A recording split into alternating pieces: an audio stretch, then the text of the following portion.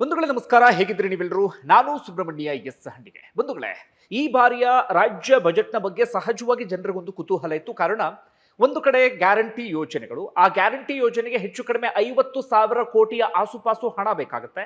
ಹೀಗಾಗಿ ರಾಜ್ಯದಲ್ಲಿ ಇದ್ದಂಥ ಒಂದಷ್ಟು ಆರೋಪಗಳೇನಪ್ಪ ಅಂದ್ರೆ, ಸ್ವತಃ ಕಾಂಗ್ರೆಸ್ನ ಶಾಸಕರ ಆರೋಪವನ್ನು ಮಾಡ್ತಾ ಇದ್ರು.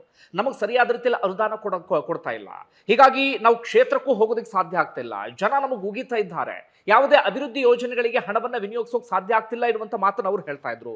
ಇನ್ನೊಂದು ಕಡೆಯಿಂದ ಗುತ್ತಿಗೆದಾರರ ಆರೋಪವನ್ನು ನೀವು ಕೇಳ್ತಾ ಇದ್ರಿ, ನಮಗೂ ಕೂಡ ಸರಿಯಾದ ರೀತಿಯಲ್ಲಿ ಹಣವನ್ನ ಬಿಡುಗಡೆ ಮಾಡ್ತಿಲ್ಲ ಅಂತ ಹೇಳಿ. ಹೀಗೆ ನಾನಾ ರೀತಿಯಾದಂತಹ ಆರೋಪಗಳೆಲ್ಲವೂ ಕೂಡ ಇತ್ತು. ಬಹುತೇಕರು ಗುರಿಯಾಗಿಸ್ತಾ ಇದ್ದಿದ್ದು ಗ್ಯಾರಂಟಿ ಯೋಜನೆಗೆ ಸಂಬಂಧಪಟ್ಟ ಹಾಗೆ.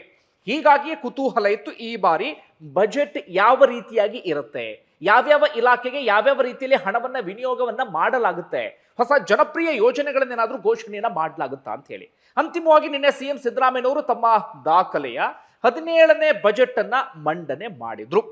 ಒಂದಷ್ಟು ಜನ ಕುತೂಹಲ ಇತ್ತು, ಯಾವುದಾದ್ರೂ ಜನಪ್ರಿಯ ಯೋಜನೆಗಳನ್ನ ಘೋಷಣೆ ಮಾಡಬಹುದಾ ಅಂತ ಹೇಳಿ. ಯಾಕಂದ್ರೆ ಸಿದ್ದರಾಮಯ್ಯನವರ ಕುರ್ಚಿಗೆ ಕಂಟಕ ಎದುರಾಗಿದೆ, ಕುರ್ಚಿಯ ವಿಚಾರದಲ್ಲಿ ಒಂದಷ್ಟು ಜಟಾಪಟಿ ಎಲ್ಲವೂ ಕೂಡ ನಡೀತಾ ಇದೆ. ಹೀಗಾಗಿ ಜನಪ್ರಿಯ ಯೋಜನೆಯನ್ನ ಘೋಷಣೆ ಮಾಡುವ ಮೂಲಕ ಜನರ ಮನಸ್ಸನ್ನ ಗೆಲ್ಲುವಂತ ಪ್ರಯತ್ನವನ್ನ ಮಾಡಬಹುದಾ ಅಂತ ಹೇಳಿ.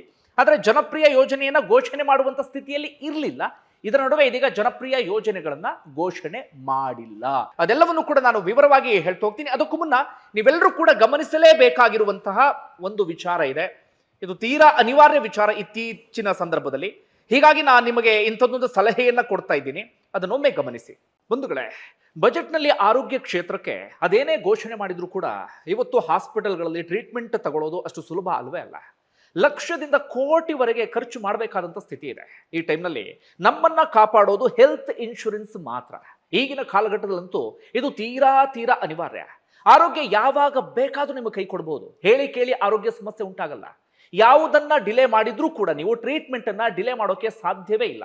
ಸ್ವಲ್ಪ ಡಿಲೇ ಮಾಡಿದ್ರೂ ಕೂಡ ನಿಮ್ಮ ಕೈ ಮೀರಿ ಹೋಗಿಬಿಡುತ್ತೆ. ಅದೇ ನಿಮ್ಮ ಹತ್ರ ಹೆಲ್ತ್ ಇನ್ಶೂರೆನ್ಸ್ ಇತ್ತು ಅಂತಾದ್ರೆ ನಿಮಗೆ ಆಸ್ಪತ್ರೆ ಬಿಲ್ ಬಗ್ಗೆ ಯಾವುದೇ ಭಯ ಇಲ್ಲದೆ ಆರಾಮಾಗಿ ನೀವು ಚಿಕಿತ್ಸೆ ತಗೊಳ್ಬಹುದು. ನಿಮ್ಮ ಕುಟುಂಬದವರಿಗೂ ಕೂಡ ಚಿಕಿತ್ಸೆಯನ್ನು ಕೊಡಿಸೋದಕ್ಕೆ ಅವಕಾಶ ಇದೆ. ಸದ್ಯ ಸಾಕಷ್ಟು ಪ್ಲಾನ್ಗಳಿವೆ. ಈಗಾಗಲೇ ಇರುವಂತಹ, ಅಂದ್ರೆ ನಿಮ್ಮಲ್ಲಿ ಇರುವಂತಹ BP, ಥೈರಾಯ್ಡ್, ಅಸ್ತಮಾ ಸಮಸ್ಯೆಗಳನ್ನ ಡೇ 1 ನಿಂದಲೇ ಕವರ್ ಮಾಡುವಂತ ಪ್ಲಾನ್ಗಳು ಇದೆ. ಅದನ್ನು ನಾವು ಗಮನಿಸಬೇಕಾಗತ್ತೆ. ಇದರ ಜೊತೆಗೆ ಟರ್ಮ್ ಇನ್ಶೂರೆನ್ಸ್ ಕೂಡ ಅಷ್ಟೇ ಮುಖ್ಯ. ಬದುಕು ಹೀಗೆ ಅಂತ ಹೇಳಕ್ಕಾಗಲ್ಲ, ಯಾವಾಗ ಏನು ಬೇಕಾದ್ರೂ ಆಗಬಹುದು. ಮನೆಯಲ್ಲಿ ದುಡಿಯುವ ಕೈ ಅಪ್ಪಿ ತಪ್ಪಿ ಇಲ್ಲ ಅಂತಾದ್ರೆ ನಮ್ಮ ಅನುಪಸ್ಥಿತಿಯಲ್ಲೂ ಕೂಡ ಫ್ಯಾಮಿಲಿಯನ್ನ ಪ್ರೊಟೆಕ್ಟ್ ಮಾಡೋದು ನಮ್ಮ ಜವಾಬ್ದಾರಿಯಾಗಿರುತ್ತೆ. ಮಕ್ಕಳ ಎಜುಕೇಷನ್ನು, EMI, ಪ್ರತಿದಿನದ ಖರ್ಚು, ಹೀಗೆ 108 ಖರ್ಚು ನಮ್ಮಲ್ಲಿ ಇದ್ದೇ ಇರುತ್ತೆ. ಒಂದು ಟರ್ಮ್ ಇನ್ಶೂರೆನ್ಸ್ ಇದೆಯಲ್ಲ, ನಿಮ್ಮ ಅನುಪಸ್ಥಿತಿಯಲ್ಲೂ ಕೂಡ ನಿಮ್ಮ ಕುಟುಂಬವನ್ನ ಫೈನಾನ್ಷಿಯಲಿ ಕಂಪ್ಲೀಟ್ ಆಗಿ ಪ್ರೊಟೆಕ್ಟ್ ಮಾಡುತ್ತೆ. ನೀವು ಎಷ್ಟು ಬೇಗ ಪ್ಲಾನ್ ಅನ್ನು ತಗೊಳ್ತಿರೋ ಅಷ್ಟು ಕಡಿಮೆ ಪ್ರೀಮಿಯಂ ಇರುತ್ತೆ. ನೀವು ಒಮ್ಮೆ ಪ್ಲಾನ್ ಅನ್ನು ತಗೊಂಡ್ರೆ ಆ ಪ್ರೀಮಿಯಂ ಲೈಫ್ ಟೈಮ್ ಫಿಕ್ಸ್ ಆಗಿರುತ್ತೆ. ತಿಂಗಳಿಗೆ 400ರಿಂದ 500 ರೂಪಾಯಿ ಖರ್ಚು ಮಾಡಿದ್ರೆ ಸಾಕು. ಆ ಹಣ ಎಲ್ಲೆಲ್ಲೋ ನಾವು ಖರ್ಚು ಮಾಡ್ತೀವಿ, ನಿಮಗೆ ಕೋಟಿವರೆಗೆ ಕವರೇಜ್ ಸಿಗುತ್ತೆ. ಜೊತೆಗೆ ಸರ್ಕಾರ ಕೂಡ ಇನ್ಶೂರೆನ್ಸ್ ಮೇಲಿದ್ದಂತ 18% GST ಅನ್ನ ತೆಗೆದು ಹಾಕಿದೆ. ಆ ಲಾಭವೂ ಕೂಡ ನಿಮಗೆ ಸಿಗುತ್ತೆ. ಹಾಗಾದ್ರೆ ತಡ ಮಾಡಬೇಡಿ, ಈ ವಿಡಿಯೋದ ಡಿಸ್ಕ್ರಿಪ್ಷನ್ ಅಲ್ಲಿ ನಾನು ಒಂದು ಲಿಂಕ್ ಅನ್ನು ಕೊಟ್ಟಿದ್ದೇನೆ. ಅಲ್ಲಿ ನೀವು ಟಾಪ್ ಇನ್ಶೂರೆನ್ಸ್ ಕಂಪನಿಗಳ ಪ್ಲಾನ್ಗಳನ್ನ ಹೋಲಿಕೆ ಮಾಡಿ ನಿಮಗೆ ಸೂಕ್ತವಾದದನ್ನ ಆಯ್ಕೆ ಮಾಡಬಹುದು. ಆನ್ಲೈನ್ ಅಲ್ಲಿ ಖರೀದಿ ಮಾಡೋದ್ರಿಂದ ನಿಮಗೆ 15% ಇಂದ 25% ವರೆಗೆ ಡಿಸ್ಕೌಂಟ್ ಕೂಡ ಸಿಗುತ್ತೆ. ನೆನಪಿಡಿ, ಸರ್ಕಾರ ತನ್ನ ಕೆಲಸವನ್ನ ಮಾಡಿದೆ. ಈಗ ನಿಮ್ಮ ಸರದಿ. ನಿಮ್ಮ ಮತ್ತು ನಿಮ್ಮ ಕುಟುಂಬದ ಭವಿಷ್ಯವನ್ನ ಇಂದೇ ನೀವು ಸುರಕ್ಷಿತಗೊಳಿಸಿ. ಈಗ ನಾವು ಸುದ್ದಿಯಲ್ಲಿ ಮುಂದುವರಿಯೋಣ. ಒಂದು ಕಡೆಯಿಂದ ಗ್ಯಾರಂಟಿ ಯೋಜನೆಗಳಿಗೆ ಹಣವನ್ನ ನೀಡಲಾಗಿದೆ. ಆದರೆ ಬಹಳ ಕುತೂಹಲ ಆಗ್ತಿರೋದು, ಯುವ ನಿಧಿ ಯೋಜನೆ ಇತ್ತಲ್ಲ, ಅದಕ್ಕೆ ಯಾವುದೇ ಹಣವನ್ನ ಮೀಸಲಿಟ್ಟಿಲ್ಲ. ಅಂದ್ರೆ ಹಂತ ಹಂತವಾಗಿ ಆ ಪಂಚ ಗ್ಯಾರಂಟಿಗಳು ಇದೀಗ ಬರೀ 4 ಗ್ಯಾರಂಟಿಗೆ ಸೀಮಿತ ಆಗ್ಬಿಡ್ತೋ ಗೊತ್ತಿಲ್ಲ. 5ನೇ ಗ್ಯಾರಂಟಿಯನ್ನು ಹಾಗೆ ಕಟ್ ಮಾಡಿಬಿಡ್ತಾರೆ ಏನೋ ಗೊತ್ತಿಲ್ಲ. ಅದಕ್ಕಂತೂ ಹಣವನ್ನ ಮೀಸಲಿಟ್ಟಿಲ್ಲ. ಇನ್ನುಳಿದಂತೆ ಬೇರೆ ಬೇರೆ ಇಲಾಖೆಗಳಿಗೆ ಹಣವನ್ನ ಮೀಸಲಿಡುವಂತ ಪ್ರಯತ್ನವನ್ನ ಮಾಡಲಾಗಿದೆ. ಬಜೆಟ್ನ ಗಾತ್ರವನ್ನ ಗಮನಿಸ್ತು ಹೋಗೋದಾದ್ರೆ ನಮ್ಮಲ್ಲೊಂದು ಟ್ರೆಂಡ್ ಇದೆಯಲ್ಲ, ನಿಮಗೆ ಗೊತ್ತಿರುವ ಹಾಗೆ ವರ್ಷದಿಂದ ವರ್ಷಕ್ಕೆ ಬಜೆಟ್ನ ಗಾತ್ರ ಜಾಸ್ತಿ ಆಗುವ ರೀತಿಯಲ್ಲಿ ಈಗ ಬಜೆಟ್ನ ಗಾತ್ರ ಇದೀಗ 4,48,00,000 ರೂಪಾಯಿಗೆ ಬಂದು ತಲುಪಿದೆ. ಸಾಲವೂ ಕೂಡ ಜಾಸ್ತಿ ಆಗ್ತಾ ಇದೆ. 2026-27ನೇ ಸಾಲಿನಲ್ಲಿ 1,32,00,000 ಸಾಲವನ್ನ ಮಾಡಲಾಗಿದೆ. ಅಲ್ಲಿಗೆ ರಾಜ್ಯದ ಸಾಲ ಇದೀಗ 8,24,389,000ಕ್ಕೆ ಬಂದು ತಲುಪಿದೆ. ಇದು ಸಾಲದ ವಿಚಾರ.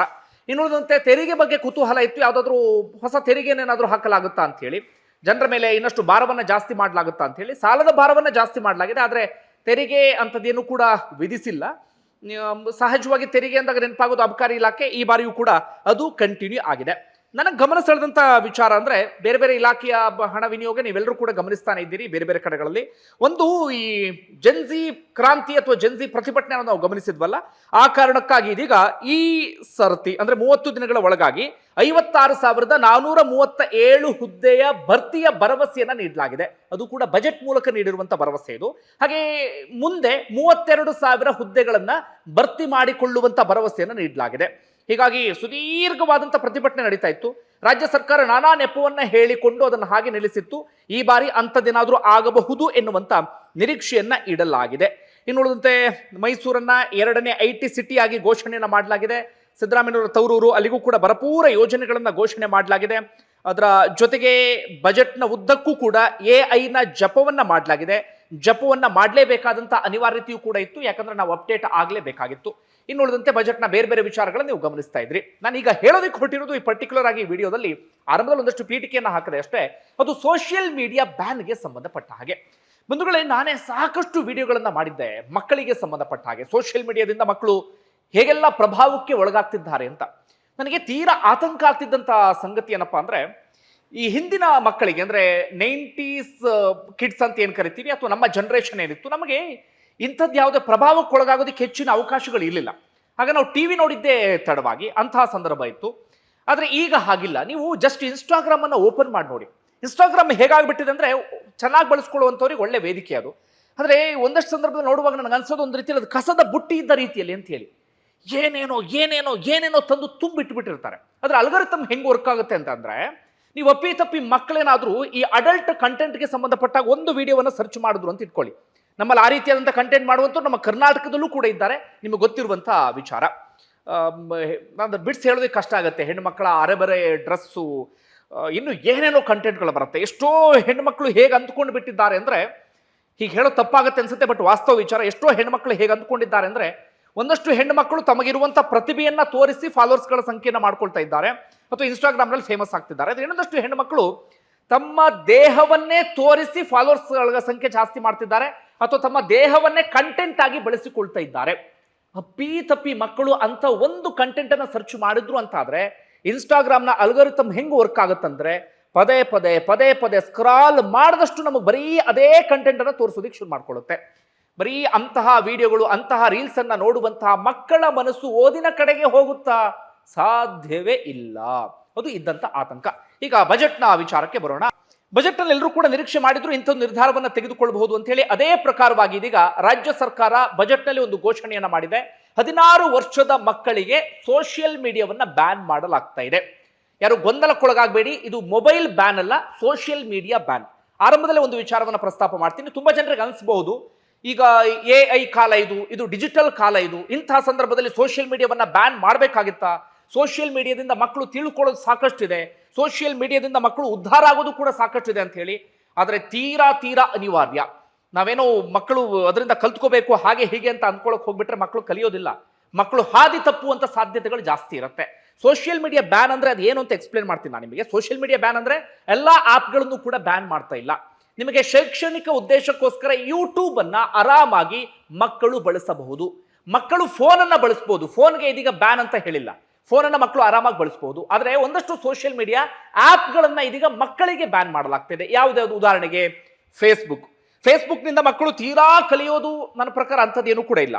ಮತ್ತೊಂದು ಇನ್ಸ್ಟಾಗ್ರಾಮ್, ಮತ್ತೊಂದು ಸ್ನ್ಯಾಪ್ಚಾಟ್, ಮತ್ತೊಂದು ಟಿಕ್ ಟಾಕ್, ಅಥವಾ ಈ ರೀತಿಯಾದಂಥ ಇದಕ್ಕೆ ಹೋಲಿಕೆ ಆಗುವಂತ ಸೋಷಿಯಲ್ ಮೀಡಿಯಾ ಆಪ್ಗಳೇನಿದ್ದಾವೆ ಅದನ್ನ ಮಾತ್ರ ಇದೀಗ ಮಕ್ಕಳಿಗೆ ಬ್ಯಾನ್ ಮಾಡಲಾಗ್ತಾ ಇದೆ. ಸರಿಯಾದ ರೀತಿ SOP ಇನ್ನೂ ಕೂಡ ಸಿಕ್ಕಿಲ್ಲ. ಅಂದ್ರೆ ಕಾನೂನು ಅದು ಯಾವ ರೀತಿಯಾಗಿ ರೂಪಿತ ಆಗುತ್ತೆ ಅದಂತೂ ಗೊತ್ತಿಲ್ಲ.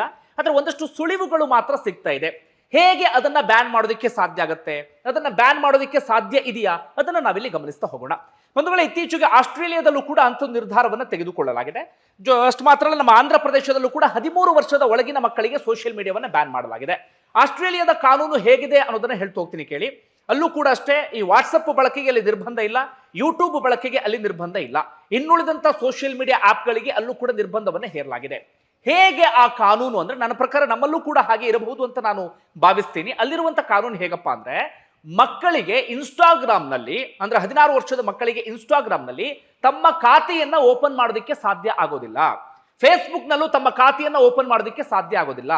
ತಾವೊಂದು ಅಕೌಂಟ್ ಅನ್ನ ಓಪನ್ ಮಾಡಿ ಅದರಲ್ಲಿ ರೀಲ್ಸ್ ನೋಡೋದಕ್ಕೆ ಸಾಧ್ಯ ಆಗೋದಿಲ್ಲ, ಅಥವಾ ಅವರು ರೀಲ್ಸ್ ಅನ್ನ ಮಾಡೋದಕ್ಕೆ ಸಾಧ್ಯ ಆಗೋದಿಲ್ಲ.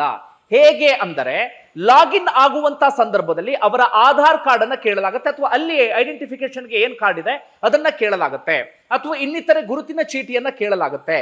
ಅದನ್ನ ನೀವು ಮೆನ್ಷನ್ ಮಾಡಿದಂತ ಸಂದರ್ಭದಲ್ಲಿ ಮಾತ್ರ ಅಲ್ಲಿ ಅದು ಲಾಗಿನ್ಗೆ ಅವಕಾಶವನ್ನ ಮಾಡಿಕೊಡುತ್ತೆ, 16 ವರ್ಷದವರು ಮೇಲೆ ಅಂತ ಕನ್ಫರ್ಮ್ ಮಾಡಿಕೊಂಡು.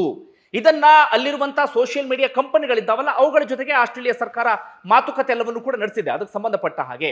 ಈ ಮೂಲಕ ಅಲ್ಲಿ ಕಾನೂನು ಜಾರಿಗೆ ತರಲಾಗಿದೆ. ಹಾಗೆ ಇನ್ನೊಂದೇನಪ್ಪ ಅಂದ್ರೆ, ಅಲ್ಲಿ ಫೇಸ್ ಐಡೆಂಟಿಫಿಕೇಶನ್, ನೀವು ಅಲ್ಲಿ ಲಾಗಿನ್ ಆಗುವ ಸಂದರ್ಭದಲ್ಲಿ ನಿಮ್ಮ ಮುಖವನ್ನು ತೋರಿಸಬೇಕಾಗತ್ತೆ. ಅದು ಗೆಸ್ ಮಾಡುತ್ತೆ ಈಗಿನ AI ಟೆಕ್ನಾಲಜಿಯಲ್ಲಿ ನಿಮ್ಮ ವಯಸ್ಸು 16 ವರ್ಷ ಮೀರಿದೆಯಾ ಅಥವಾ 16 ವರ್ಷದ ಒಳಗಿದೆಯಾ ಅಂತ ಹೇಳಿ. 16 ವರ್ಷದ ಒಳಗಿದೆ ಅಂತ ಆದ್ರೆ ನಿಮಗೆ ಲಾಗಿನ್ಗೆ ಅವಕಾಶವನ್ನು ಮಾಡಿಕೊಡೋದಿಲ್ಲ.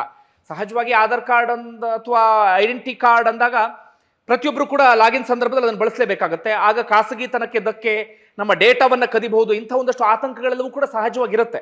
ನೋಡ ಇದನ್ನು ಯಾವ ರೀತಿಯಾಗಿ ಕಾನೂನನ್ನು ರೂಪಿಸ್ತಾರೆ ಅಂತೇಳಿ. ಆಸ್ಟ್ರೇಲಿಯಾದಲ್ಲಿ ಈ ಕಾನೂನನ್ನು ರೂಪಿಸಿ ತಕ್ಕ ಮಟ್ಟಿಗೆ ಯಶಸ್ಸನ್ನು ಕೂಡ ಕಂಡಿದ್ದಾರೆ. ಈ ರೀತಿಯಾಗಿ ಸೋಷಿಯಲ್ ಮೀಡಿಯಾವನ್ನ ಬ್ಯಾನ್ ಮಾಡಲಾಗುತ್ತೆ, ಅಂದ್ರೆ ಲಾಗಿನ್ ಸಂದರ್ಭದಲ್ಲಿ ಆಗೋದಿಲ್ಲ. ಇನ್ನುಳಿದಂತೆ ಮಕ್ಕಳಿಗೆ ಯಾವ ಅವಕಾಶ ಸಿಗುತ್ತೆ? ಫೇಕ್ ಅಕೌಂಟ್ಗಳನ್ನ ಓಪನ್ ಮಾಡಬಹುದಾ ಅಂತ ಅವಕಾಶಗಳಿರುತ್ತೆ. ಅದಕ್ಕೆ ಹೇಗೆ ನಿರ್ಬಂಧ ಹೇರ್ತಾರೋ ಗೊತ್ತಿಲ್ಲ. ಇನ್ನು ಪೋಷಕರ ಹೆಸರಲ್ಲಿ ಅಕೌಂಟ್ಗಳನ್ನು ಓಪನ್ ಮಾಡಬಹುದಾ, ಅದಕ್ಕೆ ಅವಕಾಶ ಇರುತ್ತೆ. ಅದಕ್ಕೆ ನಿರ್ಬಂಧವನ್ನ ಹೇರಬೇಕಾದಂಥವ್ರು ಪೋಷಕರು ಮಾತ್ರ.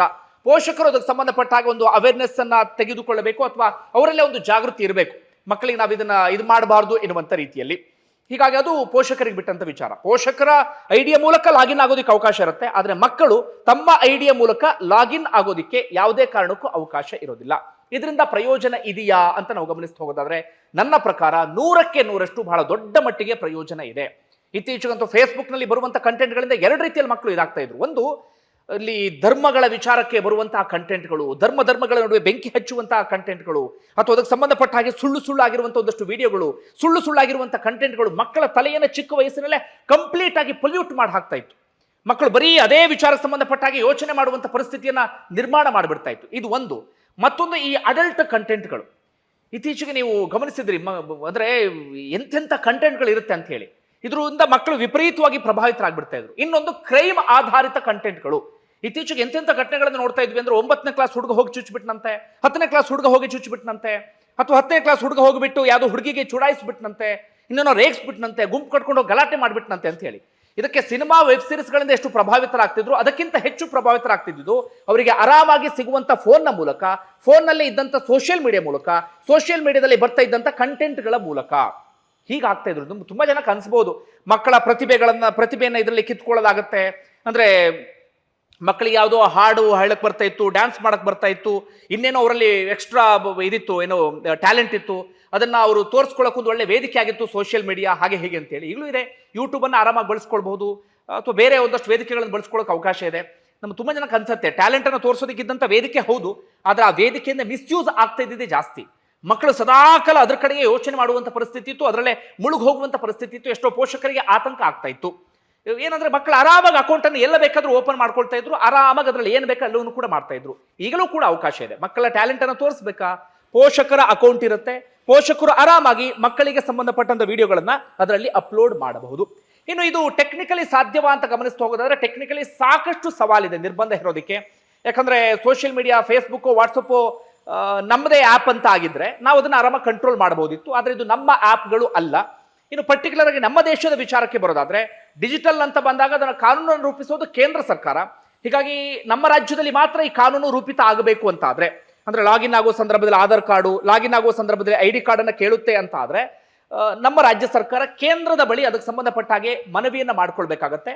ಅಂತಿಮವಾಗಿ ಕಾನೂನನ್ನ ಜಾರಿಗೆ ತರಬೇಕಾಗತ್ತೆ. ಕಾದ್ ನೋಡೋಣ ಈ ಕಾನೂನು ಯಾವ ರೀತಿಯಾಗಿ ಬರುತ್ತೆ, ರಾಜ್ಯ ಸರ್ಕಾರ ಹೇಗೆಲ್ಲ ಇದನ್ನ ರೂಪಿಸುತ್ತೆ ಅನ್ನೋದು ಸದ್ಯಕ್ಕೆ ಇಷ್ಟಿದೆ. ಒಂದು ವೇಳೆ ನಿಮ್ಗೆ ಏನಿಸುತ್ತೆ, ನಿಮ್ಮ ಅಭಿಪ್ರಾಯ ಏನು, ಅದನ್ನು ಕಮೆಂಟ್ ಬಾಕ್ಸ್ ಅಲ್ಲಿ ಮೆನ್ಷನ್ ಮಾಡಿ. ಧನ್ಯವಾದ ವಿಡಿಯೋ ನೋಡಿದ್ದಕ್ಕಾಗಿ.